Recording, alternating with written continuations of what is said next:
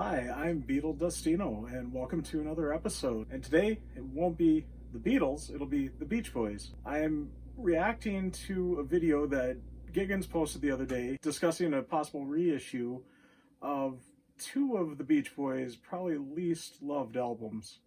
And I'm with him on this. I want to help back him up and see if we can't get a little more discussion going on why fans want this. I decided I would make my first Beach Boys What If video, and what will be my first What If video on my channel. I was thinking it was going to be more of a Beatles series, but there's a couple of Beach Boys items that we will what if. So here we go. So of course those albums in question are going to be the Beach Boys 1989 issue of Still Cruisin' and their 1992 issue of Summer in Paradise. Yes, neither of these were very loved albums of theirs. Still Cruisin' did sell very well. There's a CD copy of it. Where Summer in Paradise, there's some story out there about maybe only 1,000 exist, maybe only 100,000 exist. I think it might be close to that 100,000 total. I can't believe they only printed 1,000 of them. The main reason why I can't believe that is such a rare album, but somehow I've got two copies. Unfortunately, I don't have a cassette copy, but I did manage to pick up two CD copies. Yeah, these are hard to find nowadays. Still Cruisin' you can definitely find, but Summer in Paradise is next to impossible to find. Still Cruisin' did sell very well.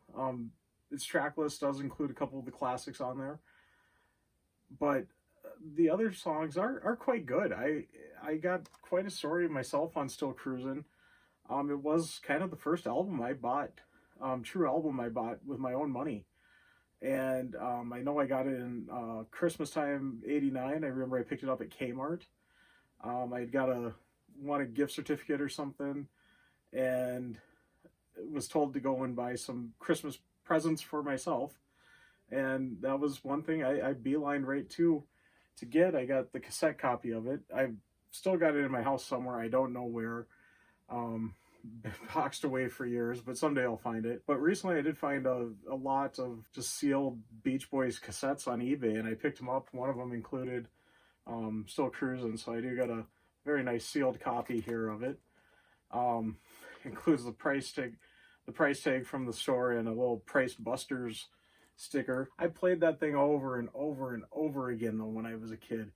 I listened to that so much. I listened to it in my parents' car. We had a friend of the family that would take us flying all the time. I'd listen to it in his plane. I listened to it everywhere. The other Beach Boys album that really got me into them was my dad had the Little Deuce Coupe LP, and I used to make him play that for me over and over and over again.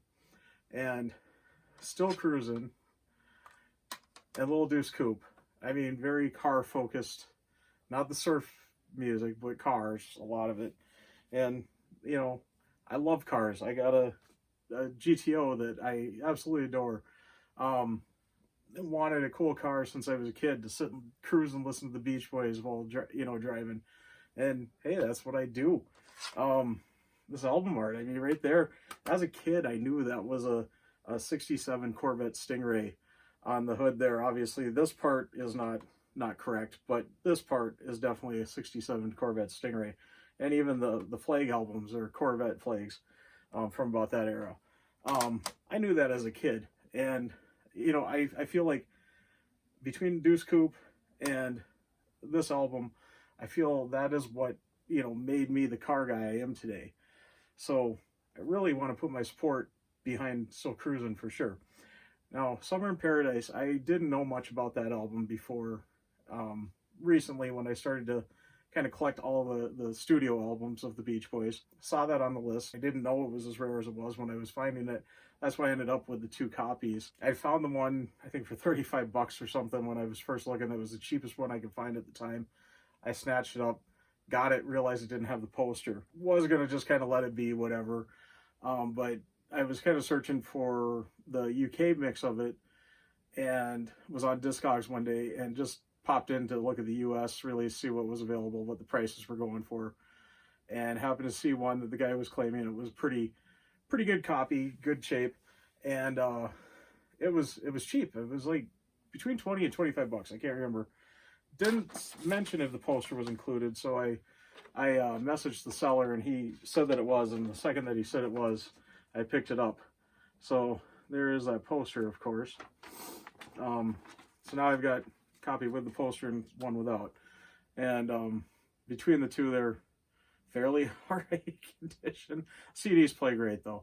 But yeah, recently I've been listening to, since I got my GTO out this summer, listening to all the Beach Boys studio albums right in a row. And literally just the other day, I got done listening to Still Cruisin' and Summer in Paradise. When I heard Still Cruisin', I mean, it put me right back to when I was a kid listening to it everywhere. I knew the songs the second they came on. I was singing along. I was having a good time. The one song on here that doesn't sit as well with me anymore is Wipeout. That's all right. I still have fun with it, but yeah, it doesn't quite do it for me like it did when I was a kid. Summer in Paradise, though, I had listened to it a couple of times after I got the CD here.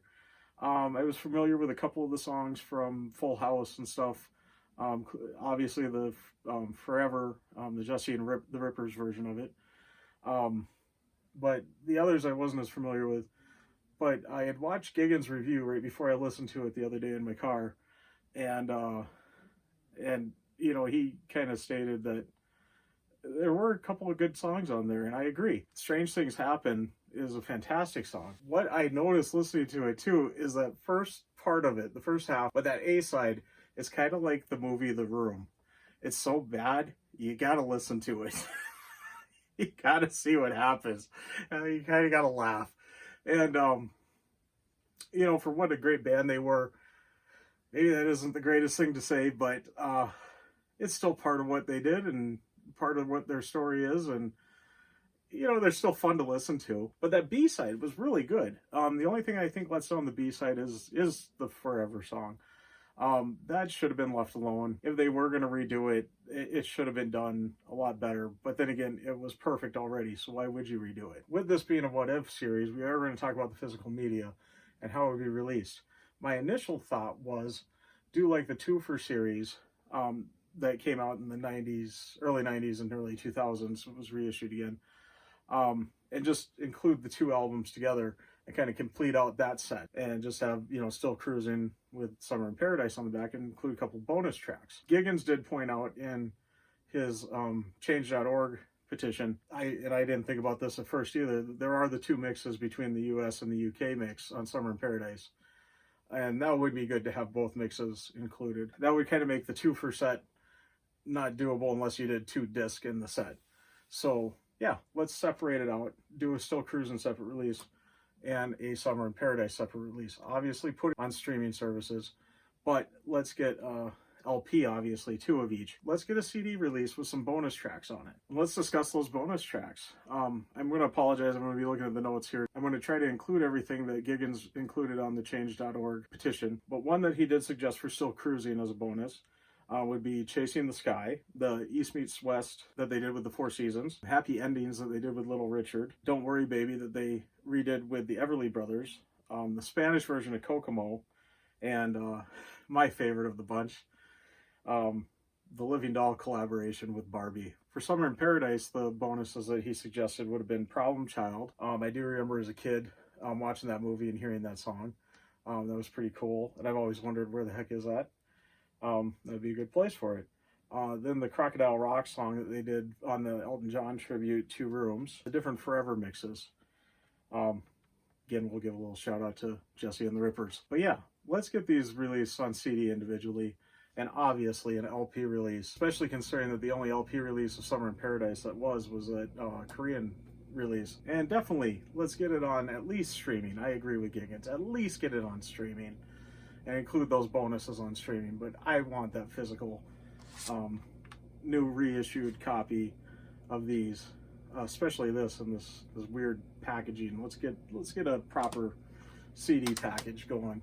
So tell me your thoughts on this in the comments. Tell me what you think should be on the bonuses. Tell me how you'd like to see the releases done if they do a physical media release.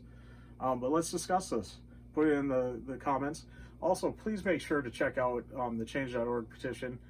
I'm sure Giggens has got it up to about 300 by now. I forgot to check. When I signed up, it was a little over 250 That was a day or two ago. Let's get it to the 500 that he's hoping for. And then also check out his video. I'll put a link to both the Change.org petition and to his video in the description below.